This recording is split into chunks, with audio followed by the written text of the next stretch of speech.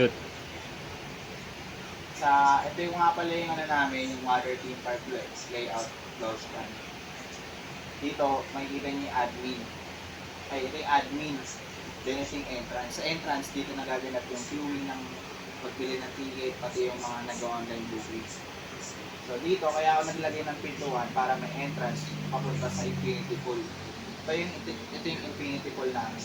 Dito sa infinity pool namin, may mga nakalagay na dyang slides papunta sa infinity pool. Tapos sa may baba nun, may Cabana Cottage. Dito sa Cabana Cottage, hindi ko na na-include yung mga kubo-kubo style na may mga puno, umbrella, ganun.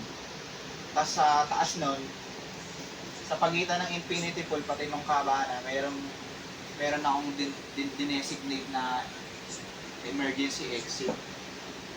So, sa baba naman, nandito yung kiddie pool natin na 2 to 3 feet. So, sa tabi ulit ng kiddie pool, makikita natin yung Cabana Cottage room. Dito sa Cabana Cottage room naman, ito yung mga gusto mag-avail ng family packs, good for 2 family. And lahat ng pangailangan dito sa Cabana room para sa family, naka-included na lahat. Kung gusto naman nila kumain, meron tayong may food court dito. Sa food court natin, naglagay din ako ng emergency exit in case na magkaroon ng problem hassle.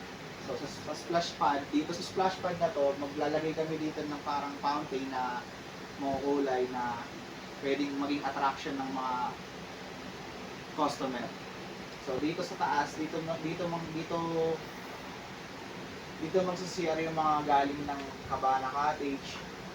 Kasi dito sa Cabana Cottage, ito yung mga parang pang-barkada style or yung mga hindi kaya mag-avail ng Cabana Cottage room na good for family. Pero kung kaya naman nila, naka-included na yung lahat ng amenities yung pangailangan nila dito. Tapos ito, naka-indicate dito yung female restroom, PWD, and male restroom. And ito naman yung admin room. Hindi ko na-include din yung parking spaces natin dito. Tapos ito yung main pool natin.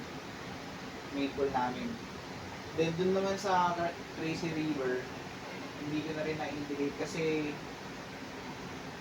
masyadong maliit pa eh. So yun lang.